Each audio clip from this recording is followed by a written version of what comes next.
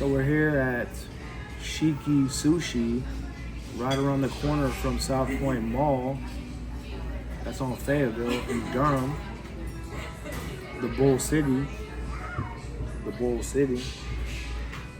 So Shiki Sushi actually isn't the most authentic Japanese restaurant we could find, like most of my restaurants are in the Triangle, but they have some Japanese things you can get. And I'm going to talk further about Japan and its culture and let you know about some other super authentic Japanese restaurants in Durham. But this is the miso soup, which I've been eating my whole life. When I was a kid, Japanese restaurants were my favorite to go to, and I always had miso soup.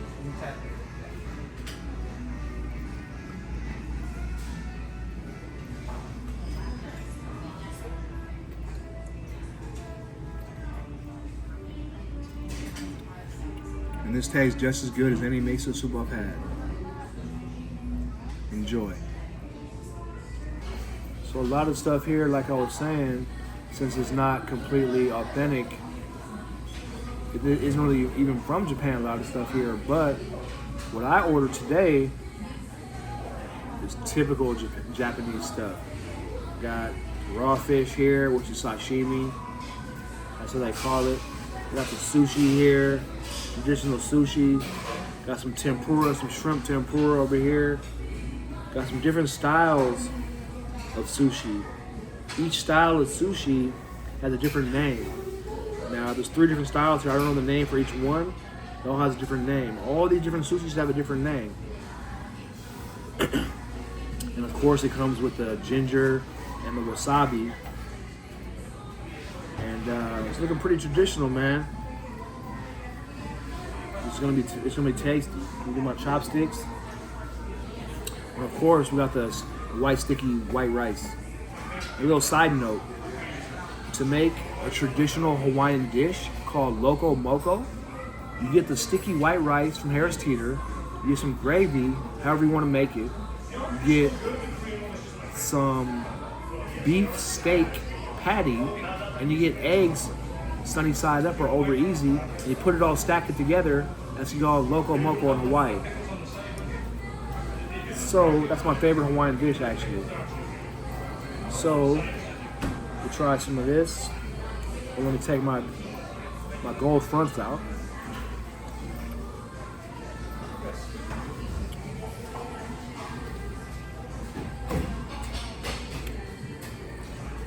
That's good, and like I said, to use chopsticks, you hold the stick up high, not in the middle, not down low.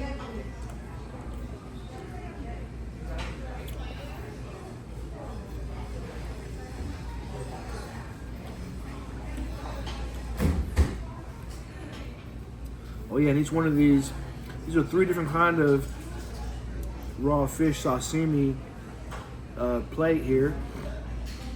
And this whole platter is the least expensive platter that they have that mixes the sashimi and the sushi. I can't remember the name of the platter, but it's the least expensive one if you want to try it. And here's a little side note as well. Some people are afraid to eat raw fish and raw meat. But the thing is, there's a way you can handle that. After you eat it, you can eat an apple with seeds in it, chew up the whole apple, chew up the seeds, and there's something in the seed that's some sort of poison. But it won't kill you, but it will kill the parasites and whatever you pick up from the raw fish and the raw meat. So there's no problem doing that. See, we're all here on the planet with something that'll combat anything that you can't get yourself into. There's something on the planet that'll get you out of it. Remember that.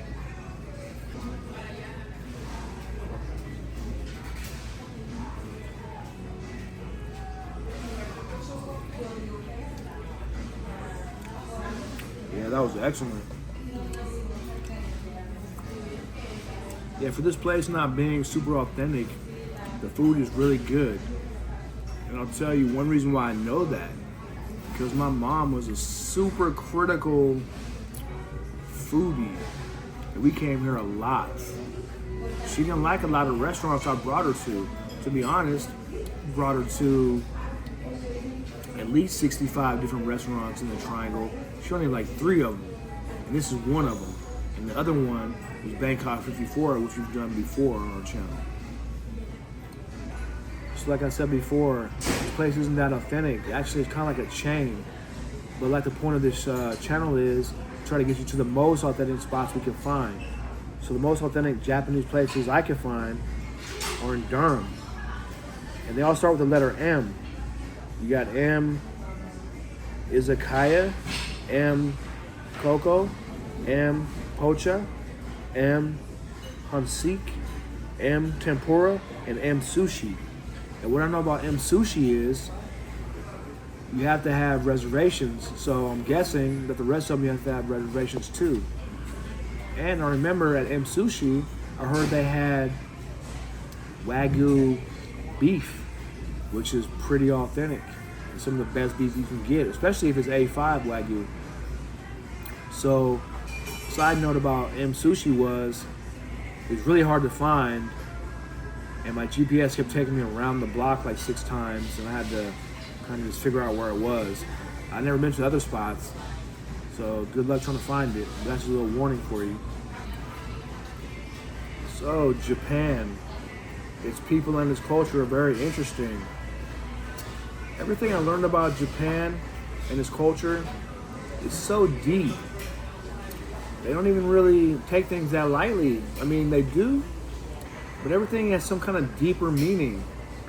And the more you study about their culture and their way of life, on your own, of course, you'll see what I'm talking about. I can't get too deep into it right now. It's kind of technical. But just study up like their philosophies and how they live life. It was very interesting. Also, they got the haiku. Remember that in school? Yeah, I'm sure everybody heard that word haiku before. They're very deep. With that being said, some deep Japanese culture is, you heard of the samurai before. Well, as far as I know, they used to say in Japan, to be a real samurai, you have to have at least a drop of black blood in you, which that means African blood. The very first samurai was an African dude named Yasuke.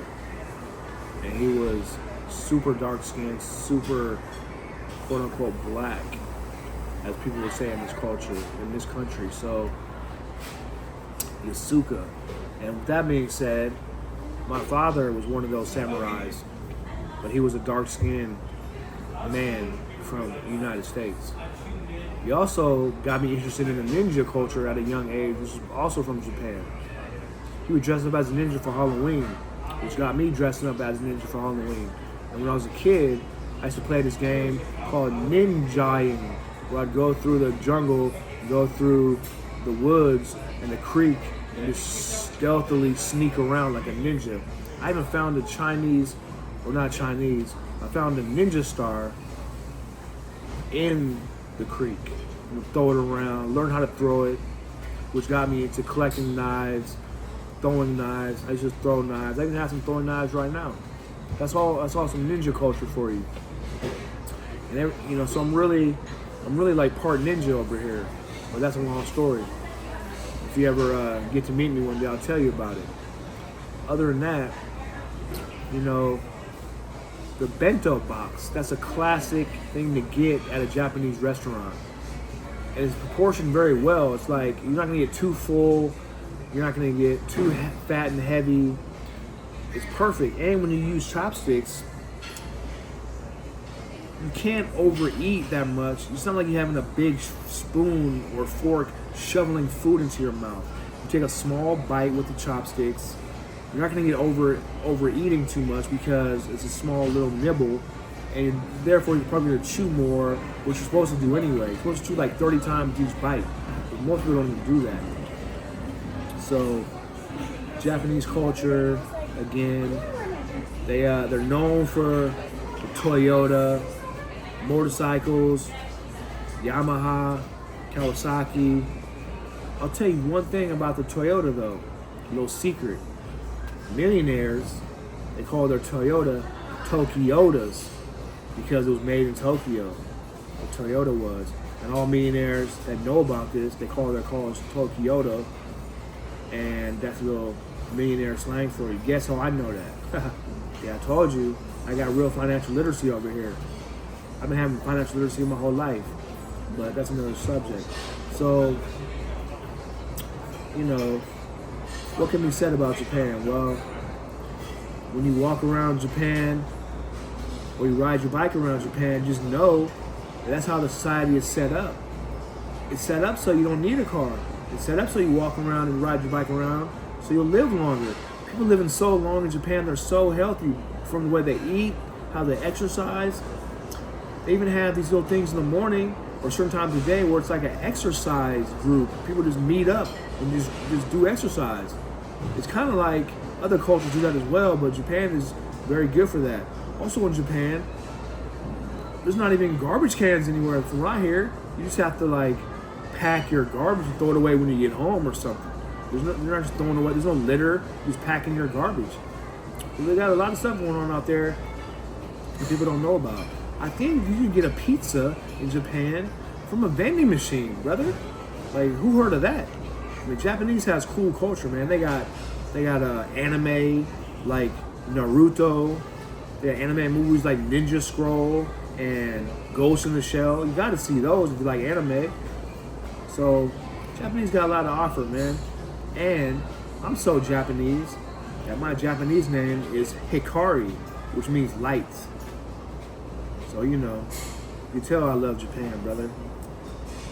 Peace. So we're out here in front of Shiki Sushi in Durham. Right by Sprouts Grocery. It's a good grocery store. Probably the most healthy grocery store you can go to around here. We got lots of natural remedies up in there. Just go ask for it. Shiki Sushi, once again. Peace.